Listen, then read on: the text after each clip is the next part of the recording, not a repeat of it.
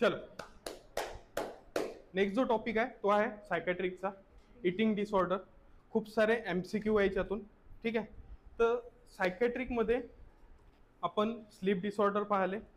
ठीक आहे, personality development पाहिली. नेक्स्ट जे आहे महत्त्वाचा टॉपिक तो आहे इटिंग डिसऑर्डर्स. 3 महत्त्वाचे इटिंग डिसऑर्डर्स आहे याच्यात: ॲनोरेक्सिया नर्वसा, बुलिमिया नर्वसा आणि बिंज इटिंग. हे तिन्ही पाहू. स्लाइड डिफरन्स आहे. डोकं लॉजिक थोडंसं जाग्यावर ठेवाल. ठीक आहे, पूर्ण जो काही लेक्चर आहे त्याच्यात डोकं लॉजिक व्यवस्थित कॉन्शियस माइंडने ऐकाल.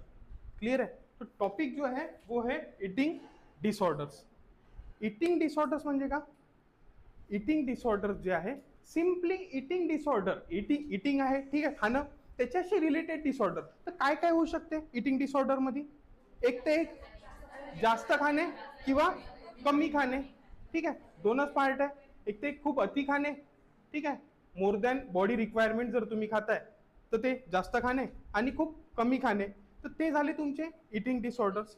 तर इटिंग डिसऑर्डर्स मध्ये it is an abnormality regarding the eating, in which त्याच्यामध्ये काय होते? डिस्टर्बन्स इन थिंकिंग प्रोसेस किंवा थॉट प्रोसेसमध्ये आणि बिहेवियरमध्ये. काय म्हणते इटिंग डिसऑर्डर? एक सिरियस मेंटल हेल्थ डिसऑर्डर आहे. इटिंग डिसऑर्डर जे आहे सिरियस मेंटल हेल्थ डिसऑर्डर आहे. वाटत जरी असेल का सिम्पली भूक नाही लागत आहे किंवा जास्त लागत आहे, याच्यात काय असेल तर नाही. याच्यात हायेस्ट मॉर्टॅलिटी आपण पाहू. सगळ्यात जास्त जे लोक मरतात तर ते ॲनोरेक्सिया नर्वसामध्ये मरतात. ठीक आहे, पूर्ण सायकॅट्रिक डिसऑर्डर्समध्ये सगळ्यात जास्त जे मॉर्टॅलिटी रेट आहे ते ॲनोरेक्सिया नर्वसाची आहे. ठीक आहे, तर यामध्ये काय डिस्टर्ब होत आहे? Disturb in thinking process regarding food. म्हणजे तुमचे जे विचार आहे कशाशी रिलेटेड? अन्नाशी रिलेटेड. आणि त्यावर त्या विचारानुसार तुमचं बिहेवियर कशा रीतीने चेंज होत आहे, that is eating disorder. Clear आहे. आणि मी सांगितलं ॲबनॉर्मलिटी आहे, इटिंगशी रिलेटेड ॲबनॉर्मलिटी आहे, आणि त्यामध्ये काय होतं? एक ते कमी खात आहे किंवा बॉडीच्या रिक्वायरमेंटनुसार जास्त खात आहे, तर त्यानुसार त्याचे क्लासिफिकेशन दिलं आहे. तर एक जे आहे ते म्हणतो सगळ्यात पहिला जो आपण डिस्कस करू आणि मोस्ट इम्पॉर्टंट जो आहे तो आहे ॲनोरेक्सिया नर्वसा. दुसरा जो आहे तो आहे बुलिमिया नर्वसा, आणि थर्ड जो आहे त्याला म्हणू आपण बिंज इटिंग. तर ॲनोरेक्सिया नर्वसा म्हणजे का? चलो, एनोरेक्सिया नर्वसा जो है उसमें क्या है कि इट इज द लिस्ट. प्रत्येक पूर्ण तिन्ही जे डिसऑर्डर्स आहे, बिंज इटिंग असो किंवा बुलिमिया नर्वसा असो किंवा एनोरेक्सिया, तिघांमध्ये पण सगळ्यात कमी प्रमाणात होतो. पण हो, जर झाला ना तर सगळ्यात सिव्हिअरस्ट फॉर्म आहे, सगळ्यात सिव्हिअर फॉर्म आहे. जर मी काय म्हटलं तिघही याच्यात सगळ्यात कॉमन कुठला आहे तर हा लिस्ट कॉमन आहे, होत नाही सहसा. आणि जर झाला तर सगळ्यात सिव्हिअर आहे, कारण याच्यात हायेस्ट मॉर्टॅलिटी रेट आहे. की जर झाला तर सुसायडल टेंडन्सीज म्हणजे डेथ रेट जे आहे तिन्ही मधून सगळ्यात जास्त कशात भेटणार आहे? ॲनोरेक्सिया नर्वसा. तिन्ही डिसऑर्डरमध्ये जे आपण कुणामध्ये इन्सिडन्स जर पाहिला मेल आणि फिमेलचा, तर सगळ्यात जास्त जे रेट आहे, इन्सिडन्स रेट आहे, तो कशात भेटेल? मोस्ट कॉमन फिमेल्समध्ये. तिन्ही डिसऑर्डरमध्ये कोणामध्ये जास्त होणार आहे? इटिंग डिसऑर्डरमध्ये कोणामध्ये जास्त फाउंड होईल? ते राहील फिमेल्स. त्यामध्ये फिमेल्समध्ये जास्त राहील ॲज कम्पेअर्ड टू मेल्स. त्याच्यानंतर डिफरंट एज ऑफ ऑनसेट आहे, की ॲनोरेक्सिया कुठल्या एजमध्ये होते, बुलिमिया नर्वसा कुठल्या एजमध्ये होते. ठीक आहे, तर इथे जे एज ऑफ ऑनसेट आहे ॲनोरेक्सिया नर्वसाचा तो आहे young adulthood, young adolescence period. Young adolescence period म्हणजे का? 14 ते 16 वर्ष, 14 ते 16 वर्ष. ठीक आहे, आणि फिमेल्समध्ये होत आहे तर कुठल्या वर्षात होत आहे? यंग ॲडोलेसन्समध्ये. आणि एज ग्रुप काय आहे ऑनसेटचा? तो आहे 14 ते 16 वर्ष. त्याच्यामध्ये एवढं सांगितलं तर ॲनोरेक्सिया नर्वसा मेनली काय? ठीक आहे, तर हा एक इटिंग डिसऑर्डर आहे ज्यामध्ये माणूस जे आहे टोटली किंवा फूड जे आहे ते अवॉइड करते किंवा रेस्ट्रिक्ट करते, किंवा जर खायचं जरी असलं तरी एकदम अगदी थोडक्या प्रमाणात खाते. क्लिअर आहे. तर ॲनोरेक्सिया नर्वसामध्ये ॲनोरेक्सियाचा अर्थ काय होते?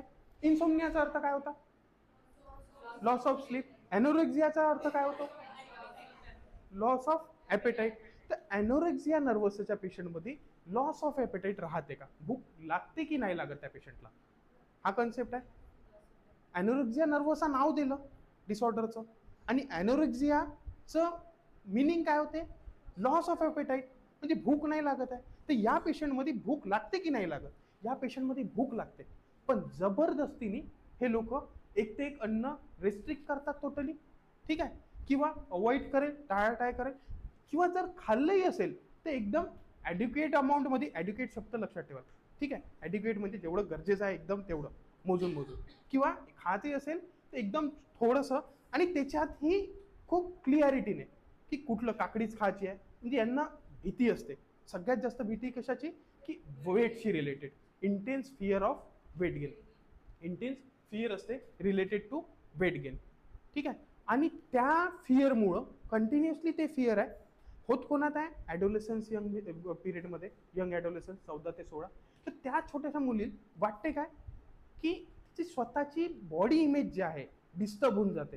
म्हणजे जेव्हाही ती मिररमध्ये जाईल तर जरी ती थीन असली काडी आहे, पण तिला वाटत काय की मी खूप फॅट आहे.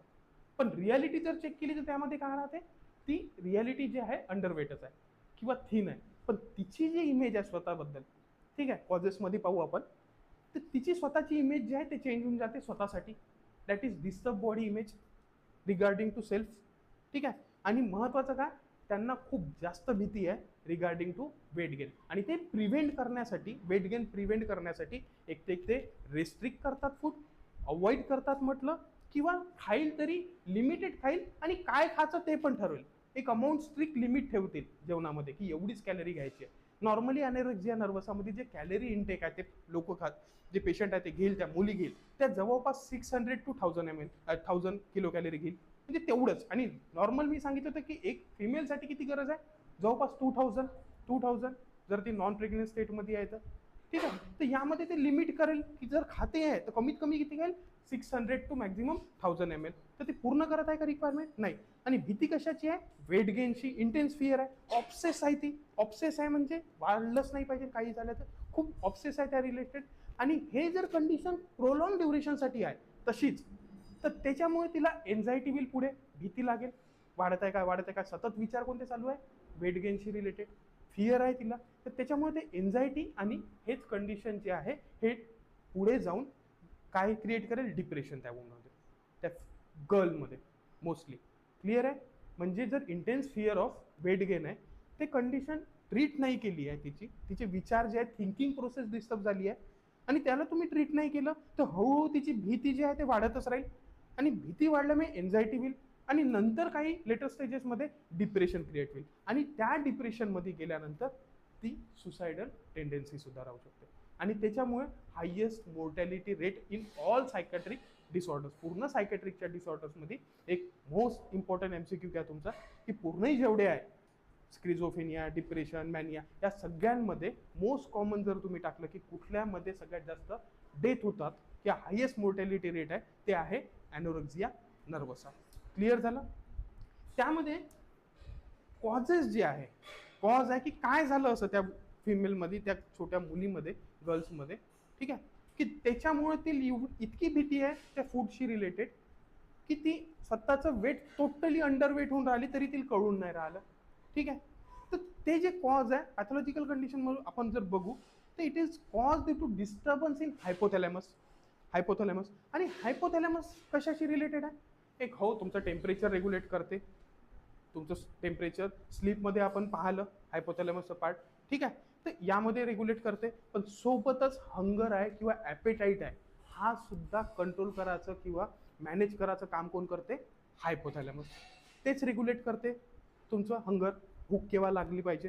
बरं भूक लागली तेव्हा खाल, पण पोट भरलं आहे बा, सॅटिस्फाईड झालं, पोट भरलं, मी जेवत आहो आणि माझी रिक्वायरमेंट 3ची आहे, पण मी एक्स्ट्रा हाफ घेऊन घेतली पोळी, चपाती अर्धी एक्स्ट्रा घेतली, तर ते समजलं केव्हा की अर्धीच घ्यायला पाहिजे, तर ते पण कोण मॅनेज करते, तुमचा हायपोथॅलॅमस. आणि त्याच्यानंतर एक कंटिन्युअस एनर्जीचा बॅलन्स मेंटेन करून ठेवते, खाल एक लिमिटेड अमाऊंटमध्ये खाल, आणि नंतर त्या खाल्ल्यानंतर एक एनर्जीचा बॅलन्स मेंटेन करून ठेवाल. तर हे सगळे जे काम आहे हा कोण करते, हायपोथॅलॅमस. तर कुठले पार्ट घ्या तुमचे MCQ, जर हायपोथॅलॅमसमध्ये आर्क्युएट न्यूक्लियस सांगितला होता, बरोबर, आर्क्युएट न्यूक्लियस सांगितलं होतं हायपोथॅलॅमसमध्ये, तो काय करते, तो एनर्जी बॅलन्स मेंटेन करून ठेवते. हायपोथॅलॅमसमध्ये जो आर्क्युएट न्यूक्लियस आहे तो काय करते, एनर्जी बॅलन्स मेंटेन करून ठेवते. दुसरा जो आहे तो आहे लॅटरल हायपोथॅलॅमस, साईडमध्ये पकडा उदाहरणासाठी. तर जो साईडमध्ये लॅटरल हायपोथॅलॅमस आहे तो तुमचा हंगर मेंटेन करून ठेवते. हंगर म्हणजे का, भूक लागली बा, कसं माहित पडते तुम्हाला? तिथून हायपोथॅलेमसच्या लॅटरल हायपोथॅलेमसमधून, लॅटरल जो पार्ट आहे हायपोथॅलेमसचा तिथून तुम्हाला समजते की नाही भूक लागली, तो रिस्पॉन्सिबल आहे भूक लागली माहीत करण्यासाठी. आणि वेंट्रल जे वेंट्रोमिडियल जे हायपोथॅलेमस आहे, वेंट्रोमिडियल हायपोथॅलेमस आहे, तो रिस्पॉन्सिबल आहे सॅटिटीसाठी. आणि सॅटिटी म्हणजे काय? वर्ल्डमध्ये सॅटिटी येईल MCQ मध्ये. सॅटिटी जर आला, सॅटिटी म्हणजे काय होते? Feeling of satisfaction after eating. ठीक आहे, फुलनेस, की फुल झाला आहे बा, आता मला जेवायची गरज नाही, याच्यावरती मी टॉलरेट नाही करू शकत, आता नका वाढू, बस झालं. हे कोण सांगते? कोण सांगत आहे? वेंट्रोमिडियल हायपोथॅलेमस. तर या हायपोथॅलेमस मध्ये ॲबनॉर्मलिटी आली, डिस्टर्बन्स आलं, किंवा ड्यू टू डिसरेग्युलेशन, ठीक आहे, याच्या फंक्शनिंग मध्ये डिसरेग्युलेशन झालं, तर तुमचे एरियाज आहे त्या हायपोथॅलेमसचे ते काम नाही करत आहे. तर ते काम नाही करत आहे तर भूक लागणार आहे का? पहिला पार्ट काय होता? एक तर एक होता आर्किड न्यूक्लियस, एनर्जी बॅलन्स. पण दुसरा काय होता? लॅटरल हायपोथॅलेमस, जो रिस्पॉन्सिबल होता भूक लागायसाठी. तर तिथेच डिसरेग्युलेशन आलं तर भूकच नाही लागत, तर खायचं काय? क्लिअर आहे? क्लिअर आहे? तर त्याच्या क्वेश्चन मध्ये येईल की कशाच्या डिसरेग्युलेशनमुळे तिथे ॲनोरेक्सिया नर्वसा व्हायचे चान्सेस आहे. तर ते कशाचे आहे? पहिले तर हायपोथॅलेमस, त्याच्यामध्ये स्पेसिफिकली लॅटरल हायपोथॅलेमस. ठीक आहे, सॅटिटी कळालं. त्याच्यानंतर अजून जे फॅक्टर्स आहे, एक आहे जेनेटिक फॅक्टर. हो, पहिलेपासूनच खात कमी आले, generation to generation, genetic factor घ्या. त्याच्यानंतर महत्वाचा आहे सोशल फॅक्टर. सोशल फॅक्टरमध्ये काय येईल की सोशल फॅक्टरमध्ये यंग जे स्कूल गोईंग गर्ल्स राहते यांच्यामध्ये जास्त पाहते मिळते. ठीक आहे, किंवा असं नाही आहे की एज ऑफ ऑनसेट तर 14 to 16 इयर्स आहे, पण गरजेचं नाही की मोस्ट ऑफ त्यांनाच होईल. हो, मोस्ट ऑफ होते, पण लेटर लाईफमध्ये पण होऊ शकते ॲनोरेक्सिया नर्वसा, म्हणजे तुमच्या माझ्यात. पण जास्त चान्सेस फिमेलमध्येच आहे. ठीक आहे, पण ऑक्युपेशनल जे आहे वर्कर्स, गर्ल्स म्हणा जास्त करून आहे तर, म्हणजे स्टाफ नर्स आहे तुम्ही. ठीक आहे, तर त्यामध्ये व्हायचे चान्सेस असते काय? ॲनोरेक्सिया नर्वसा. का बरं? का बरं होते? इथे हायपोथॅलेमस वगैरे नाही पाहता, इथे म्हणजे एक स्ट्रगल चालू आहे दोघांमध्ये वेटशी रिलेटेड. स्वाती कशी कमी झाली, कशी सर स्वाती कशी कमी झाली, राहते ना, माझ्या इथे आहे तसं. ठीक आहे, म्हणजे काय घेतात ते, काय घेतात ते की एवढे बारीक झाले? तू स्वतः बारीकच आहे ना, तुम्ही स्वतः बारीकच आहे ना. ठीक आहे, तुम्ही कशाला तिचं, म्हणजे हे ऑक्युपेशनल मध्ये का सेम एन्व्हायरमेंट आहे, सेम स्ट्रक्चर आहे, सॅलरी सारखं, सगळं काही सारखं, एज ग्रुप जर सारखं आहे तर कम्पेअर करायला पाहते. तर त्याच्यामध्ये सुद्धा म्हणजे चान्सेस आहे. त्याच्यानंतर काही ब्युटी कॉन्टेस्ट आहे त्याच्यासाठी येऊ शकते. त्याच्यानंतर काही डान्सर्स आहे, त्यांच्यामध्ये सतत ओढ राहते की वेट जे आहे ते कमी राहायला पाहिजे. ठीक आहे, हे झाले तुमचे सोशल फॅक्टर्स. मग जे फीचर्स आहे, म्हणजे काय भेटल, पहिली गोष्ट तर काय झालं की हे लोक काहीच खात नाहीये, किंवा खात आहे एक ते एक रेस्ट्रिक्ट करत आहे फूड, मग नंतर अवॉइड करत आहे, किंवा खातही असेल तर ॲडिक्वेट अमाऊंट, लक्षात ठेवाल ॲडिक्वेट, किंवा व्हेरी स्मॉल अमाऊंटमध्ये खात आहे. त्याच्यामुळं काय होते? पहिली गोष्ट तर जर अमाऊंट ऑफ फूड जात नाही आहे, अमाऊंट जी रिक्वायरमेंट आहे 2000 कॅलरीजची आहे, कोणा 3000ची असेल अकॉर्डिंग टू बॉडी स्ट्रक्चर, तर तेवढे रिक्वायरमेंट जर मीट नाही होत आहे तर त्याच्यामुळे पण प्रॉब्लेम येणार आहे. त्याच्यामुळे वेगळे क्लिनिकल फीचर्स असेल, जेवतच नाही आहे तर. ठीक आहे, मसल वेस्टिंग झालं, प्रोटीन डेफिशियन्सी झाली. ठीक आहे, ते याच्याशी रिलेटेड राहील.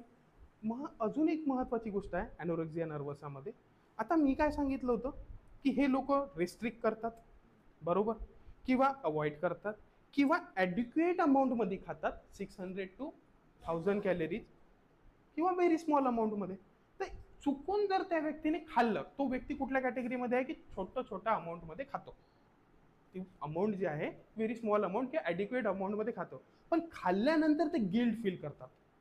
खाल्ल्यानंतर गिल्ट फील करतात की मी फालतूच खाल्लं, माझं कसं तरी वेट कमी झालंय, आज खाल्लं तर उद्या अर्धा 1 किलो नक्की वाढणार आहे. तर त्याच्यासाठी कंपन्सेटरी मेजर्स करतात, समजलं का? आणि कंपन्सेटरी मेजर्स म्हणजे का? बाहेर काढायचं आहे, बाहेर काढायचं आहे. खाऊन घेतलं, समजा जर 600 to 1000 आहे तर 1200 खाल्लं असेल, पण गरज कितीची आहे? 2000 जवळपास, पण तू फक्त एक कोर खाल्ला आणि पोळी जा. पण त्याच्यासाठी कंपन्सेटरी मेजर जे आहे किंवा ॲक्शन्स आहे ते सतत विचार करत राहील, पण नाही, बहुत गलत कर दिया. तर त्याच्यामुळे कंपन्सेटरी मेजर जे आहे त्याला म्हणतो आपण पर्जिंग, जे ऍक्शन्स ती करणार. आता ते खाल्लेलं अन्न काय करू शकते, 2 मेथडनी काढू शकते. एक ते एक वोमिट करेल, त्याच्यानंतर लॅक्झेटिव्ह घेईल, ठीक आहे. मिसयूज करेल त्या डाययुरेटिक्सचा, की वॉटर कंटेंट जाईल तर आपोआप मेंटेन राहील, तर ते मिसयूज झाला डाययुरेटिक्सचा, किंवा लॅक्झेटिव्ह घेईल किंवा वोमिटिंग करेल. तर हे मेथड झाले. हे जे मेथडला म्हणतो आपण पर्जिंग, याला काय म्हणतो आपण, पर्जिंग. पर्जिंग मध्ये पण 2 टाइप्स आहे. घ्या तुमचे 2 टाइप्स. पर्जिंग म्हणजे समजलं ना, खाल्लेलं बाहेर काढायचं आहे. आता खाल्लेलं जे आहे ते बाहेर काढायचे तर 2 मेथड आहे, एक आहे पर्जिंग आणि एक आहे नॉन पर्जिंग. तर इंजेस्टेड जे फूड आहे ते तुम्हाला बाहेर काढायचं तर मेथड काय राहील, इंजेस्ट झालाय आतमध्ये, तर तो एक ते एक वोमिट करा किंवा लॅक्झेटिव्ह घ्या आणि डाययुरेटिक्स घ्या, हे ड्रग घ्या, तर त्याच्यामुळे येऊन जाईल इंजेस्ट केला येतं. किंवा इंजेस्ट केलेलं जे फूड आहे हे आतमध्येच कसं तरी जिरवायचं, तर त्याच्या मेजर्स जे आहे त्याला म्हणतो आपण नॉन पर्जिंग. आणि नॉन पर्जिंग जे आतमध्येच तिथेच भिजू घालायचं आहे, तिथेच पूर्ण डायल्यूट करायचं आहे, तर त्याच्यासाठी काय करेल, फास्टिंग. आता खाल्लं तर आहे एक पोळी एक्स्ट्रा, आजची कॅलरी 1100 गेली, तर त्याच्यासाठी 2 दिवस तरी आता मला थांबावं लागेल, 2 दिवस मला काहीच नाही खावं लागेल. तर ती एक मेथड झाली पचवायची. ठीक आहे, वोमिट करत आहे का इथे, नाही, तर ती पर्जिंग झाली का. पर्जिंग म्हणजे इंजेस्टेड मटेरियल बाहेर काढत आहे का, ठीक आहे. तर ते नॉन पर्जिंग मेथड झाली, फास्टिंग करत आहे. किंवा विगरस एक्सरसाइज, हा तो ली अब दौड़ना पड़ता, 3 घंटे दौड़ना पड़ता डायजेस्ट करासाठी. तर हे जे आहे याला काय म्हणू आपण, नॉन पर्जिंग ऍक्टिव्हिटीज किंवा मेजर्स. तर ॲनोरेक्सिया नर्वसामध्ये एक ती व्यक्ती टोटली रेस्ट्रिक्ट करते, अवॉइड करते, आणि खाल्लं समजा चुकून अवॉइड करते किंवा स्मॉल अमाऊंटमध्ये खाते, पण खाल्लं तर ते काय करेल, गिल्ट फील करेल, स्वतःवर शेम फील करेल, आणि ते काढासाठी वेगळे मेकॅनिझम्स वाढेल. That is your purging. Purging म्हणजे वोमिटिंग, लॅक्झेटिव्ह घेऊन, डाययुरेटिक्स बनवून बाहेर काढणे, किंवा तिथच्या तिथेच पचवायचं तर non purging, that is by fasting, that is by vigorous exercise. खूप जास्त एक्सरसाइज करेल. हे झाले तुमचे MCQ येतात. पर्जिंग वरून किती मेथड कुठली आहे, फास्टिंग कुठली मेथड आहे, वोमिटिंग कुठली मेथड आहे, बढिया. तर त्याच्यामुळे काय होईल, पहिली गोष्ट तर फिलिंग ऑफ एन्झाय, काय काय क्लिनिकल फीचर्स आहे, इंटेन्स फिअर, खूप जास्त ऑब्सेस आहे ते, की माझं वजन वाढणार, related to prevent weight gain. त्याच्यामुळे काय होणार आहे, एन्झायटी होईल काही कालावधीनंतर, त्याच्यामुळे डिप्रेशन सुद्धा होईल. त्याच्यानंतर या वुमन जर ओळखायचे आहे की हे ॲनोरेक्सिया नर्वसचे आहे, तर ह्या बॉडी वेटमध्ये कशा दिसेल, थिन दिसेल, खूप कमी दिसेल, म्हणजे थिन दिसेल, पातळ दिसेल, अंडरवेट दिसेल, ठीक आहे. त्याच्यानंतर BMI जर पाहिला त्या मुलीचा, ठीक आहे, मोस्ट कॉमनली होते म्हणून म्हणत आहोत, ते छोट्या मुलीचा जर BMI पाहिला, BMI म्हणजे काय, तर तिचं वेट जे आहे त्याच्यानुसार, तिच्या हाईटच्या नुसार तिचं वेट किती आहे त्या एजमध्ये, ते झाला. म्हणजे BMIचा फॉर्म्युला काय म्हणते, weight in kg divided by height in metre square, तर त्याच्यानुसार BMI निघतो. आणि BMI किती निघतो, 18.5 पकडा टू 24.9 किंवा 22.9, हा तुमचा नॉर्मल BMI आहे. नॉर्मल BMI किती आहे, 18.5 टू 22.9, हा तुमचा नॉर्मल BMI. आणि या पेशंटमध्ये मी काय म्हटलं, अंडरवेट आहे. हे कसे आहेत, अंडरवेट आहेत, हे पेशंट कसे आहे, अंडरवेट आहे. तर यांचा BMI कसा राहील, लेस दॅन 18.5. क्लिअर आहे. It is between normal range काय आहे, 18.5 टू 22.9. आणि जर हे लोक 22.9 पेक्षा जास्त आहे तर त्यांना काय म्हणाल, ओव्हरवेट म्हणाल. आणि 24 एक्झॅक्टली जर पाहिलं BMI मध्ये की 22.9 पासून वरती आहे, म्हणजे 24 आहे, तर त्यांना ओव्हरवेट म्हणता. आणि 24.9च्या वरती आहे तर त्यांना तुम्ही ओबीज म्हणता. क्लिअर आहे. तर BMI मध्ये पाहता की यांचा जो BMI आहे हा लेस दॅन 18.5 सापडेल. आणि जो वेट आहे तो नॉर्मल वेट त्या वयानुसार त्याच्यापेक्षा 15% कमी दिसेल. समजले का, की त्या वुमन, त्या फिमेल जी आहे, गर्ल आहे, तिचं एज पाहिजे नव्हतं, ज्या एज आहे समजा 40 to 60 इयर्स मध्ये होते. हा MCQ आहे तुमचा, ठीक आहे. तर तिचं जे आहे 14 वर्षाचं बाळ, ते मुलगी जी आहे तिचं वेट किती पाहिजे त्या हिशोबाने तिचं वेट पाहिजे होतं 50 किंवा 40 पकडा 40 पाहिजे होतं त्या एजमध्ये तिचं वेट, पण ते किती सापडत आहे त्याच्या 15% कमी, म्हणजे जवळपास ती 32 kg सापडत आहे. ठीक आहे, तर यांचं जे वेट आहे हे 15% below than normal weight body weight. हे झाले क्लिनिकल फीचर्स. अंडर वेट आहे ते किती अंडर वेट आहे, तर ते किती आहे 15% कमी आहे त्याच्या नॉर्मल एजनुसार. हा एक कन्सेप्ट झाला. मग नंतर मी सांगितलं की ते जर खातही असेल तर थोडंसं खातात किंवा ॲडिक्युएट, लक्षात ठेवायला शब्द आहे ॲडिक्युएट. ठीक आहे, तर ॲडिक्युएट खात आहे एकदम लिमिटेड. ते किती आहे 600 ते सापडेल क्लिनिकल फीचरमध्ये. जेवेल तरी एकच पोळी, तर त्याच्यातून कॅलरी दिमाग लावेल की नाही त्याच्यातून मला बरोबर, त्यांना भरपूर मेजरमेंट असते की नाही एका पोळीत किती कॅलरी आहे. ठीक आहे, तर 500 कॅलरी आहे तर मला त्याच्यानुसार किती तुकडा घ्यायला लागेल 100साठी. हे सगळ्या गोष्टी ज्या आहे तर they set a limit for calorie intake. वेअरच्या नंतर मी सांगितलं की त्यांना काय disturb body image. Disturb body image होईल का बरं? डिस्टर्ब बॉडी इमेज म्हणजे सतत ते मिररमध्ये पाहत राहील. हाही महत्त्वाचा पॉईंट आहे की जेव्हा ते मिररमध्ये पाहतील तर आहे कसा सुकडा पापडा. ठीक आहे, थीन आहे एकदम, पण वाटत काय की मी खूप ओबीज आहो, जास्त वेट आहे माझं. तर that is disturb body image. हा MCQ आहे तुमचा. म्हणजे seeing self as obese, perceive कसे करते स्वतःला की मी खूप ओव्हरवेट आहो किंवा ओबीज आहो, पण ते राहतात कसे थिन. त्याच्यानंतर आता ड्यू टू स्टार्वेशन, स्टार्वेशनच म्हणा, कारण कॅलरी इंटेक किती आहे 600 ते 1000. तर त्याच्यामुळे स्टार्वेशनमुळे एंडोक्राइनल फंक्शनचे डिस्टर्बन्स होतात. त्याच्यामुळं फिमेल्समध्ये ॲमिनोरिया राहील.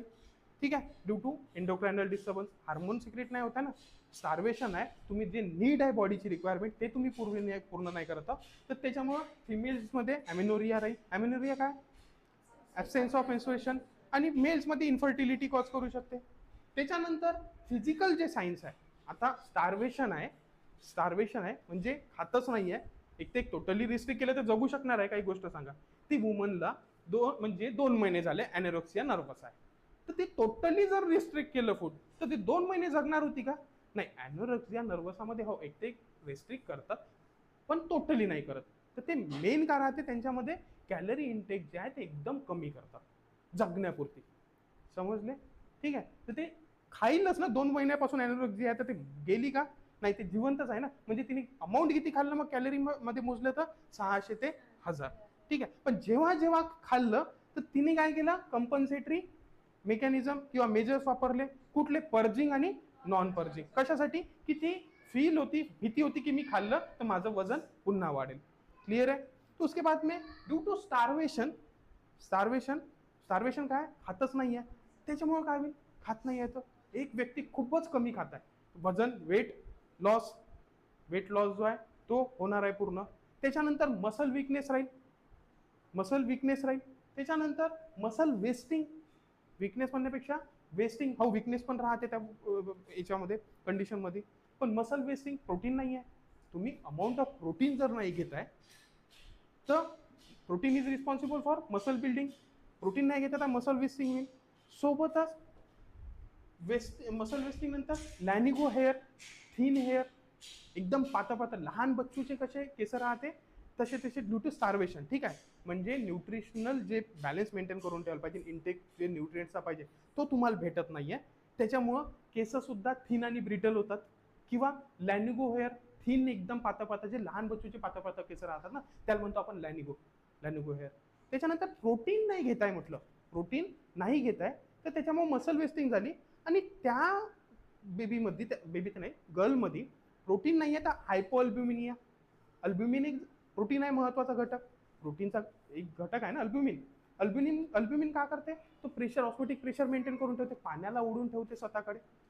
पण प्रोटीनच नाही आहे तर त्याच्यामुळं जे इंट्राव्हास्क्युलर कंपार्टमेंट आहे, ठीक आहे, त्याच्यातून पाणी राहणार आहे का आतमध्ये? नाही, तर एडिमा राहील.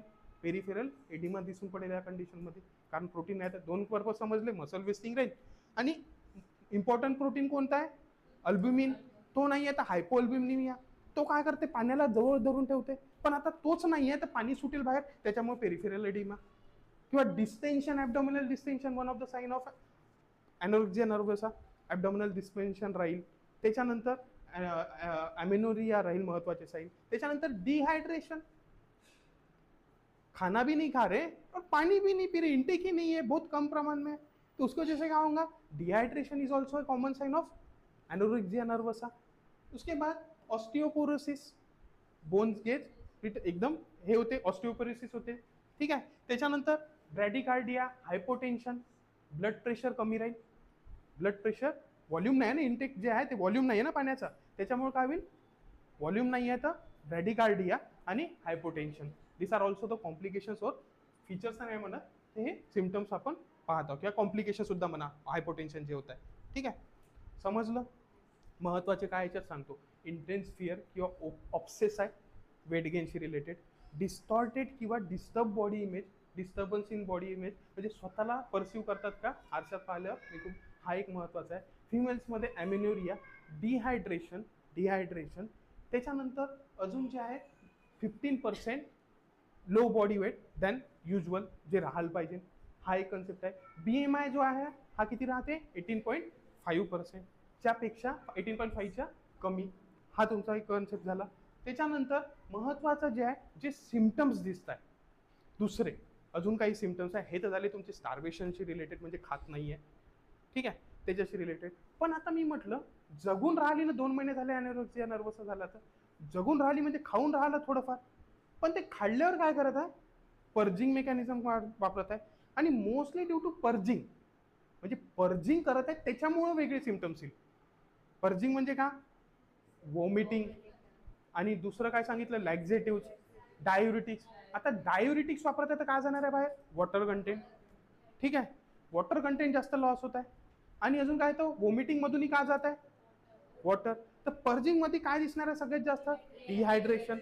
पण इलेक्ट्रोलाइट इम्बॅलन्स सुद्धा राहील,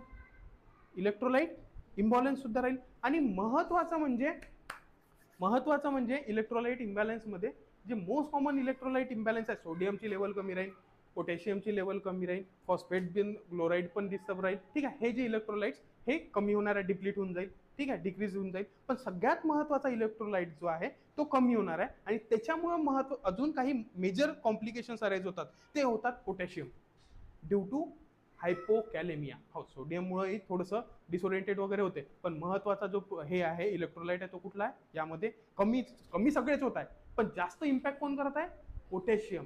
MCQ आहे तुमचे. ठीक आहे, आणि पोटॅशियम मध्ये का, हायपोकॅलेमिया म्हणा. आणि हायपोकॅलेमियामुळे काय होईल, कार्डियक डिसअरिथमियाज, कार्डियक अरिथमिया. ठीक आहे, कार्डियक अरिथमियाज होईल. आणि त्याच्यामुळे कार्डियक अरेस्ट सुद्धा होऊ शकते, त्याच्यामुळे मोर्टॅलिटी रेट वाढली तुमची एनोरेक्सिया नर्वसामध्ये. ठीक आहे, तर हे सिम्पटम कसे आहे, दिस आर रिलेटेड टू पर्जिंग. तर पर्जिंग मध्ये काय काय होतं, वॉमिटिंग करत आहे म्हणून डिहायड्रेशन सांगितलं, इलेक्ट्रोलाइट इम्बॅलन्स सांगितलं, त्याच्यामध्ये सगळ्यात महत्त्वाचं सांगितलं हायपोकॅलेमिया. त्याच्यानंतर एक साईन आहे रसेल साईन. रसेल साईन्स म्हणजे का, हे का करत आहे, रोज खाल्लं जगासाठी खास लागेल, हे रोज खाल्ल्यावर रोज काय करत आहे, वॉमिटिंग केल्यामुळे हाताचे हे जे मागचे पार्ट आहे ना, हे जे बोन्स आहे ना, इथे कॅलस फॉर्म होते. कॅलस म्हणजे calcium type deposition, callus form होते.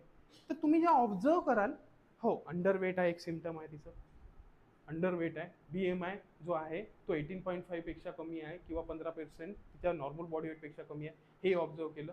अजून जे फीचर्स होते, डिहायड्रेशनही सापडलं, डिहायड्रेशनचे संकन आईज वगैरे हे वगैरे पाहिलं, ओरल म्युकोसा पाहिला तुम्ही. ठीक आहे, ड्राय स्किन, पॅलर, हे सगळे पॅलर दिसलं डिहायड्रेशनमुळे, डोकं लावत राहा.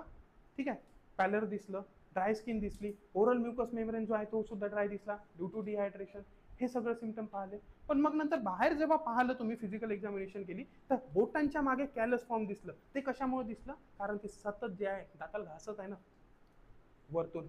ठीक आहे, कंटिन्यू सकाळ संध्याकाळ वॉमिटिंगच करून राहिली बाई, तर त्याच्यामुळे ते जे साईन आहे, कॅलस फॉर्म होते नकल्समध्ये, हे जे नकल्स म्हणतो, इथे जे कॅलस फॉर्म होते त्याला म्हणतो आपण रसेल साईन. आणि रसेल साईन जो आहे हा कशात दिसत आहे तुम्हाला, एनोरेक्सिया नर्वसा.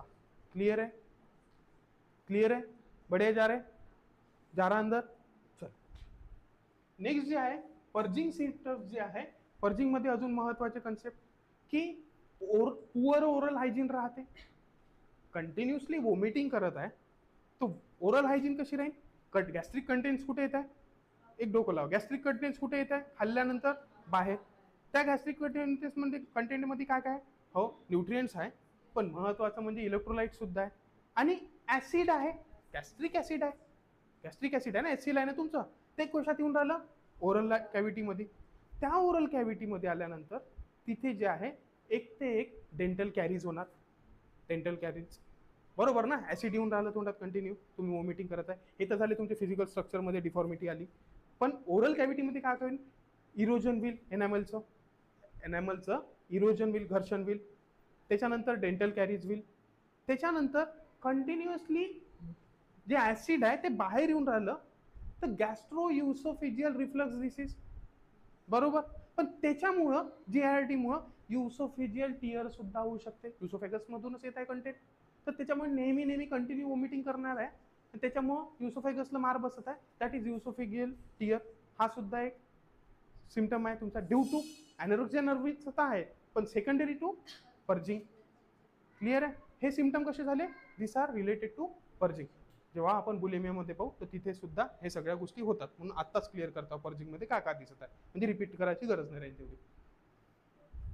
त्याच्यानंतर कार्डियाक करत, electrolyte imbalance, oesophageal, dental caries, anxiety आणि डिप्रेशन ॲट द लास्ट. जर ट्रीट नाही करत आहोत आपण ही कंडिशन तर ते कशात होणार आहे, एन्झायटी आणि फायनली डिप्रेशनमध्ये पण ते पेशंट जाऊ शकते.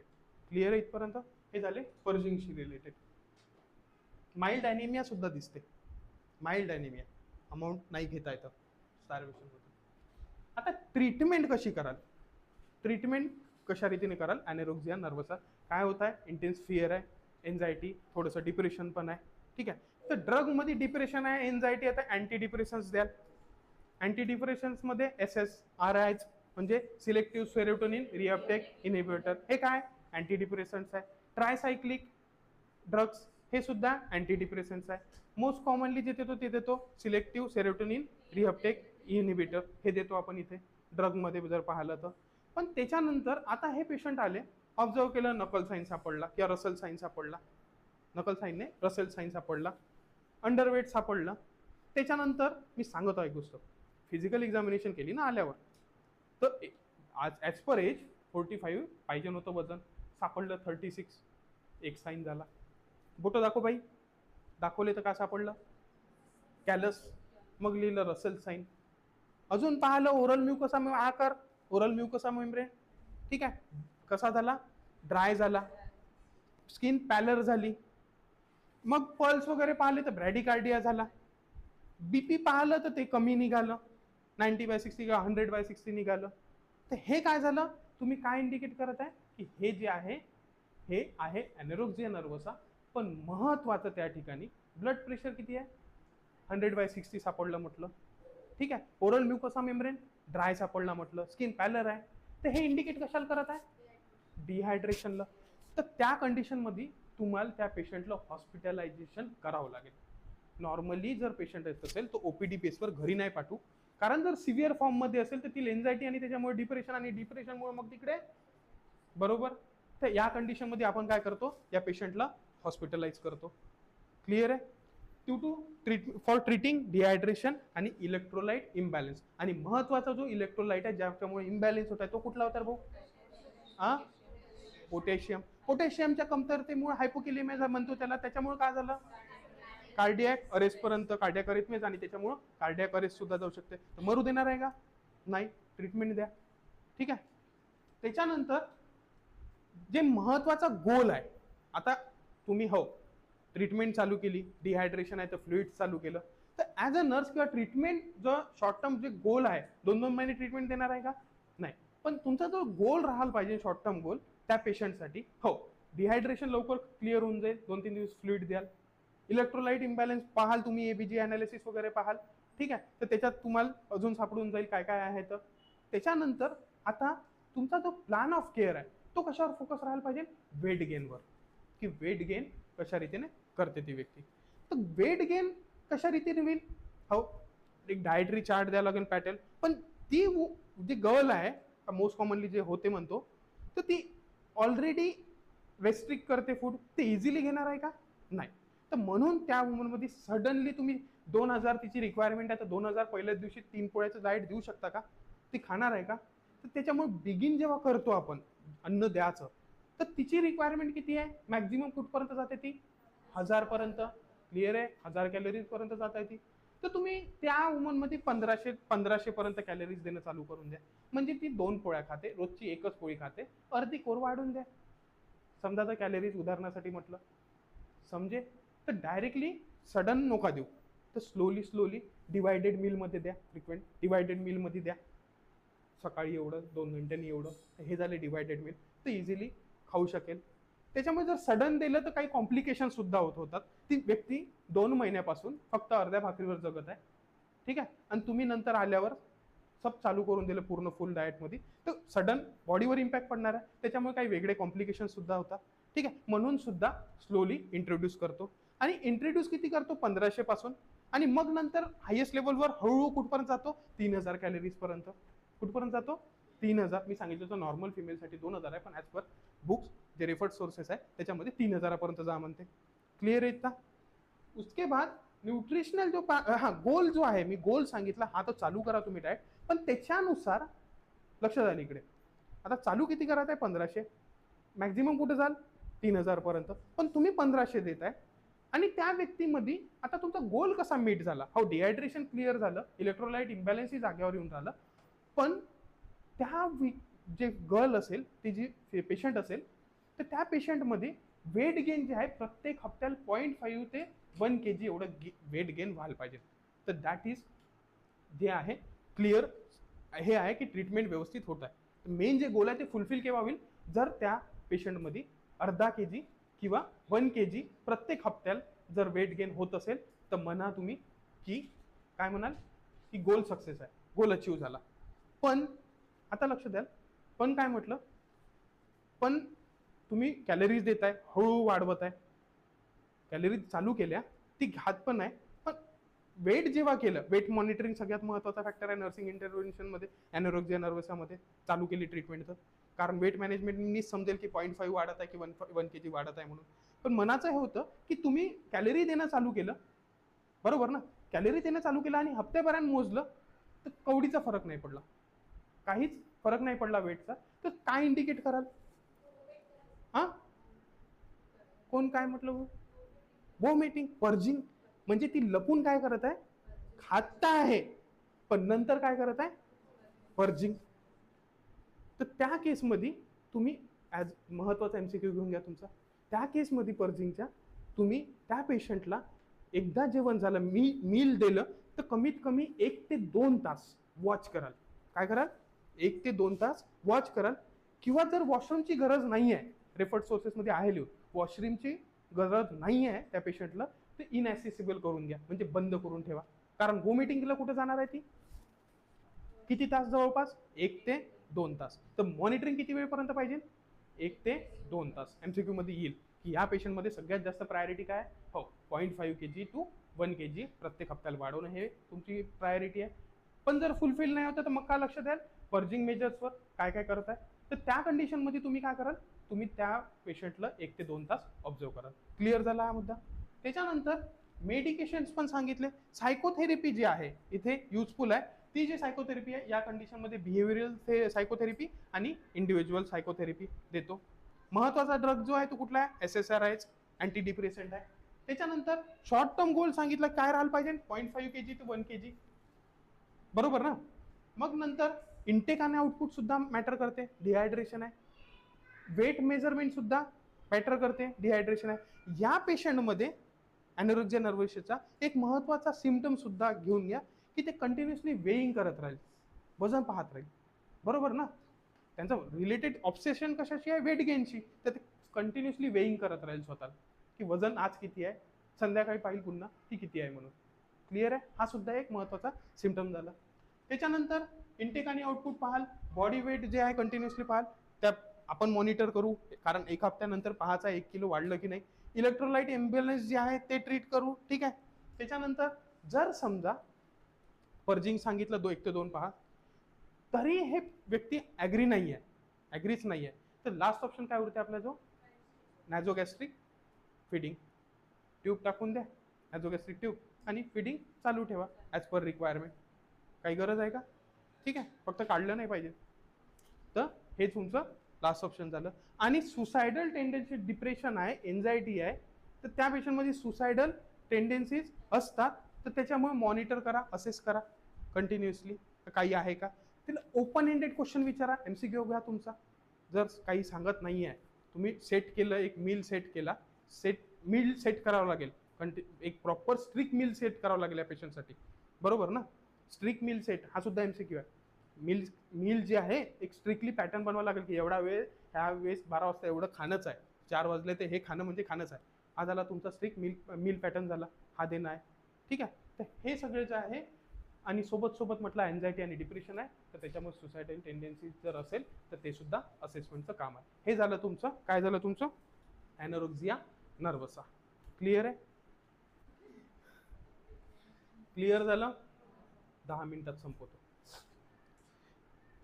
पुढचा जो टॉपिक आहे तो काय, टॉपिक नाही, इटिंग डिसऑर्डर जो आहे तो कुठला आहे, बुलिमिया नर्वसा. आणि बुलिमिया नर्वसा आणि इत्यामध्ये डिफरन्स काय एवढं सांगतो. ॲनोरेक्सिया नर्वसामध्ये काय होत होतं, ॲनोरेक्सिया नर्वसामध्ये खातच नव्हता, किंवा मी म्हटलं जगण्यासाठी खात होता तर कमी खात होता. आणि त्याच्यानंतर तो काय करत होता, पर्ज करत होता, डिफरंट कंपेन्सेटरी मेजर्स किंवा प्रिव्हेंटिव्ह ते मेजर्स घेत होता. ठीक आहे, कशासाठी, वेट गेन नाही व्हायला पाहिजे, पर्जिंग करत होता महत्वाचं म्हणजे.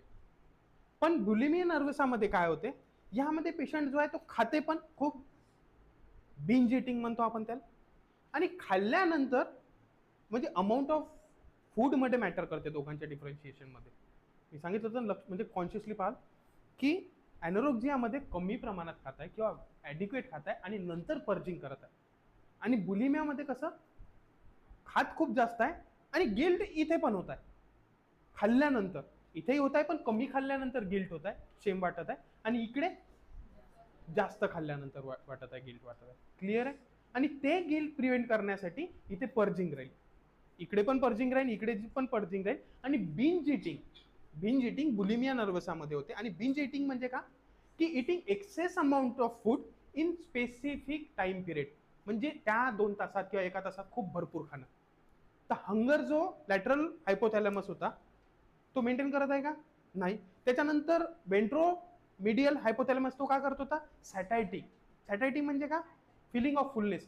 तर यांचं प्रॉब्लेम कुठे आहे, सॅटायटी, फुलनेसच नाही होता ना, त्यांना कळतच नाही ना, ते खातच चालले. दॅट इज म्हणजे कमी वेळेमध्ये खूप जास्त खाणं, रॅपिड खाणं खूप, आणि असे एपिसोड कंटिन्यू येणं, ते झालं म्हणजे ते खाण्याचे, त्याला म्हणतो आपण बुलिमिया नर्वसा. पण हा एक पार्ट झाला बुलिमिया नर्वसाचा, यापेक्षा हा बुलिमिया नर्वसाचा एक पार्ट झाला की हे लोक बिंज इटिंग करतात, म्हणजे खूप सारं खातात. आणि खूप सारं खाल्ल्यानंतर अर्धा तास झाला, 1 तास झाला, मग त्यांना शेम वाटलं की नाही मी फालतू खाल्लं. वेट गेनची ऑब्सेशन यांना पण आहे. ठीक आहे, वेट गेन प्रिव्हेंट हे लोक पण करतात, कोण, बुलिमिया नर्वसावाले. पण इथे पण मग काय करतील, हे पर्जिंग करतील. तर त्याच्यामुळे सिम्पटम्स जे आहे दोघांचे पण सारखे राहील, फक्त थोडं फरक कशात राहील, हा कमी खात आहे आणि वोमिट करत आहे, हा खूप जास्त खात आहे आणि वोमिट करत आहे. तर पर्जिंग जे आहे दोघांमध्ये पण भेटेल, पर्जिंग जे आहे दोघांमध्ये पण भेटेल. इथे बिंज इटिंग नाहीये, इथे बिंज इटिंग नाहीये, आणि इथे बिंज इटिंग आहे, म्हणजे कमी वेळात खूप जास्त खात आहे. तर सिम्पटम सांगा सारखे राहील, पर्जिंगचे इथेही राहील, फक्त एवढा आहे का अमाऊंट ऑफ वॉमिटिंग जास्त राहील, कारण खाल्लं जास्त आहे. तर इथे अमाऊंट ऑफ कंटेंट जे आहे ते कमी राहील. पण नकल जे रसल साइन आहे ते सुद्धा इकडे भेटेल. इलेक्ट्रोलाइट इम्बॅलन्स इकडे पण, हायपोकॅलेमिया इकडे पण डिहायड्रेशन इकडे पण, कारण खात हे नाही आहे. फक्त फरक जो आहे महत्वाचा की हे खात जास्त आहे, कॅलरी इंटेक कसा आहे, इकडे 1000चाच होता, हा इकडे 3500-4000वर चालला. तर त्याच्यामुळं हे लोकांचं वेट जे आहे हे अंडरवेट होते, 18.5च्या कमी, लॉजिक लावा ॲनोरेक्सियावाले, कारण हे कमीच खात आहे आणि वॉमिटिंग करतात, ते अंडरवेट होते. पण यांचं जे वेट आहे ते नॉर्मल राहील, कारण 4000 कॅलरी टाकली आणि काढली 1000 वॉमिटिंगनी, तर 3000 तर अंदर आहे ना. तर यांच्यामध्ये वेट जे आहे म्हणजे इझिली डिफरन्शिएट करायचं आहे तुम्हाला, कशात, ॲनोरेक्सिया आणि बुलिमिया नर्वसामध्ये. तर कशातून कराल, वेटमधून, की यांचं अंडरवेट राहील आणि हे 4,000 कॅलरी खाता एका टायमाला स्पेसिफिक टाइम पिरियडमध्ये. तर काढून किती काढेल, काही तर राहील अंदर. ठीक आहे, 1500 काढेल, 2500 तर कॅलरी अंदर आहे. त्याच्यामुळे यांचं एक वेट जे आहे ते नॉर्मल राहील, BMI नॉर्मल राहील 18.5 to 22.9, किंवा आयदरली ओव्हरवेट राहील. ओव्हरवेट म्हणजे 22.9 पासून 24.9 पर्यंत. हे झालं तुमचं दोघांचं डिफरन्शिएशन. क्लिअर झालं, म्हणजे सिम्पटम सगळे सारखे झाले. तर इथे काही सांगायची गरज नाही, ठीक आहे. पुढचा जो आहे तो आहे तुमचा बिंज इटिंग. बिंज इटिंग म्हणजे काय सांगितलं? बिंज इटिंग म्हणजे एक्सेस इटिंग, कमी वेळामध्ये खूप जास्त खाणे. क्लिअर आहे? स्पेसिफिक टाइम पिरियड मध्ये खूप जास्त खाणे, दॅट इज बिंज इटिंग. महत्वाचा पॉईंट काय, पूर्ण तिन्ही डिसऑर्डर मधून सगळ्यात कॉमन जो आहे तो कुठला आहे? Binge eating. तीन कोणते कोणते? एनोरेक्सिया, बुलिमिया आणि बिंज इटिंग. तर तिघांमधून सगळ्यात जास्त कोणता कॉमन राहतो? कोणता होतो? तो होतो बिंज इटिंग. आणि बिंज इटिंग जर आहे, फक्त खातच आहे, तर वेट आता नॉर्मल राहील, अंडर वेट राहील की ओव्हर वेट राहील. इथे पर्जिंग नाही आहे, इथे पर्जिंग किंवा नॉन पर्जिंग नाही आहे. तर इथे पेशंट कसे राहतील? ओबीज राहतील, ओव्हरवेट पेक्षा ओबीज राहतील. बीएमआय अबाउट 24.9, क्योंकि खा ही रहे, पर्जिंग तो है ही नहीं. और यांना वेट गेनचं काही हे आहे का, ऑब्सेशन वगैरे नाही. तर मोस्ट कॉमन जे आहे डिसऑर्डर तो आहे तुमचा बिंज इटिंग. त्याच्यानंतर अजून महत्वाचं की तिन्ही मध्ये सगळ्यात मोस्ट कॉमन पहिल्या नंबरवर बिंज, दुसऱ्या नंबरवर बुलिमिया नर्वसा, आणि तिसऱ्या नंबरवर होतच नाही पण झाला तर highest mortality rate is related to anorexia नर्वसा.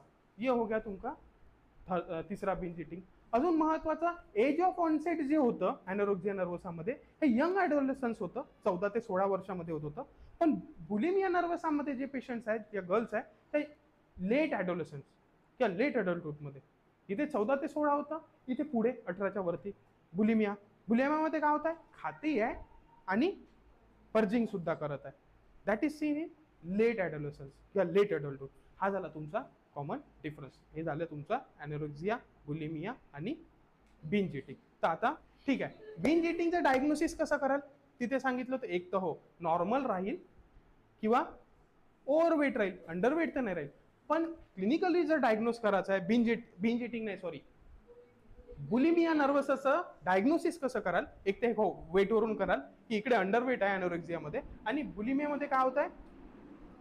Normal आहे किंवा ओव्हरवेट येत आहे. पण सेकंड जे आहे क्लिनिकली जर पाहत असेल तर या नंबर ऑफ एपिसोड्स त्याच्यावरून सुद्धा, म्हणजे एपिसोड्स कोणते? बुलिमिया नर्वसामध्ये काय होत होतं? बिंज इटिंग आणि वॉमिटिंग. तर हे जे एपिसोड्स आहे हे एका हप्त्याला एकदा जर आले, 7 दिवसातून एकदा आले आणि सतत 3 महिन्यासाठी चालू आहे, मागच्या 3 महिन्यापासून प्रत्येक हप्त्याला एकदा हा खूप खातो आणि खूप वॉमिट करतो त्याच्या काही वेळानंतर, तर त्याच्यानुसार तुम्ही क्लिनिकली डायग्नोज कराल तर this is the patient of bulimia nervosa. असंही होऊ शकते की तुम्ही गेस नाही करू शकत आहे वेटनुसार. तर डिफिकल्ट टू डायग्नोज आहे एनोरेक्सिया आणि याच्यामध्ये, कारण सिम्पटम सिमिलर आहे. इथे कमी खात आहे आणि इथे जास्त खात आहे, वॉमिटिंग दोन्ही करून राहिले, इरोजन दोघांना होत आहे, इलेक्ट्रोलाइट इम्बॅलन्स दोघांना होत आहे, डिहायड्रेशन दोघांना होत आहे. फक्त बिंज इटिंग तर अलग आहे, त्याच्यात पर्जिंग नाही आहे, तर तो ओव्हरवेट तो इझिली डायग्नोज करून देईल. पण तुम्ही महत्वाचं कशातून डायग्नोज कराल? एक ते by taking history, prompt history घ्यायला लागेल. बिंज इटिंग जे पेशंट आहे ते डायरेक्टली सांगेल की हो माझ्यासोबत असं होते. एनोरेक्सिया वाला नाही सांगेल, एन्झायटी डिप्रेशन वो नहीं बताएगा की माझ्यासोबत मी खात नाही बा म्हणून, ठीक आहे, तो नाही सांगेल. पण बिंज इटिंग वाला क्लिअरली सांगेल. तर हॉस्पिटलायझेशन करायची गरज इकडे बिंज इटिंगचं नाही रे, सॉरी बुलिमिया नर्वसावर, ठीक आहे. तर हा सांगू शकेल डायरेक्टली का नाही सर मला असं तसं होत आहे, एपिसोड्स येते, मी काय करू? तर मग त्याला आपण स्ट्रिक्ट एक प्लान दिला, टाइम सेट करून दिला जेवणाचा बुलिमिया नर्वसामध्ये किंवा बिंज इटिंगमध्ये, कारण खातच आहे ना खूप, तर त्यांना टाइम सेट करून देऊ की या वेळेस तुम्हाला किती एपिसोड्स आले तर तुम्ही कंट्रोल करा. यांच्यामध्ये बुलिमिया नर्वसामध्ये एक एमसीक्यू आहे, लॅक ऑफ सेल्फ कंट्रोल स्वतःवर during binge episodes. Binge episode म्हणजे का? तो एपिसोड तेवढ्या वेळेचा, तर त्याच्यामध्ये स्वतःवर कंट्रोल नाही राहत खायच्यासाठी. किती खाऊ हे कंट्रोल पाहिजे ना, ते मेंटेन कोण करत आहे मॅडम? हायपोथॅलॅमस मध्ये कोण? लॅटरल ॲपेटाईट मेंटेन करत आहे आणि वेंट्रल मेडियल हायपोथॅलॅमस तो सॅटिटी मेंटेन करून ठेवत आहे फुल झालं म्हणून. तर त्यांच्यामध्ये नाही होत आहे, ते लॅक ऑफ कंट्रोल आहे सेल्फवर related to eating. That is also seen in bulimia nervosa. Clear होता? कॉजेस मोस्टली तिथे हायपोथॅलॅमसमुळे होतं आणि इथे जे ड्यू टू डिसरेग्युलेशन किंवा अल्टर्ड सेरोटोनिन लेवल, जे सेरोटोनिनची लेवल आहे त्याच्यामुळे बुलिमिया नर्वसा व्हायचे चान्सेस आहे. क्लियर? उसके बाद में सोशल प्रेशर वही थिन रहने का. सिम्टम्स काय, लॅक ऑफ सेल्फ कंट्रोल. त्याच्यानंतर पर्जिंग हे राहणार आहे. त्याच्यानंतर फिजिकल साइन्स जे आहे, वॉमिटिंग करत आहे, तर वॉमिटिंग करत आहे, युसोफेजियल ट्रियर. और क्या है, इलेक्ट्रोलाइट इम्बैलेंस. त्याच्यामध्ये मोस्ट कॉमन कोणतं, हाइपोकैलिमिया. हाइपोकैलिमिया उसमें फिर सोर थ्रोट रहेगा, वोमिटिंग कर रहा. ठीक है. उसके बाद में स्वोलन सलाइवरी ग्लैंड्स, पॅरोटायटिस हे सुद्धा एक साईन आहे. स्वोलन राहील सलाइवरी ग्लैंड. जॉ जो आहे तो सुद्धा असा थोडासा सुटलेला दिसेल ड्यू टू हेच वोमिटिंग वगैरे करून राहिला, पर्जिंग वापरून राहिला. ठीक आहे.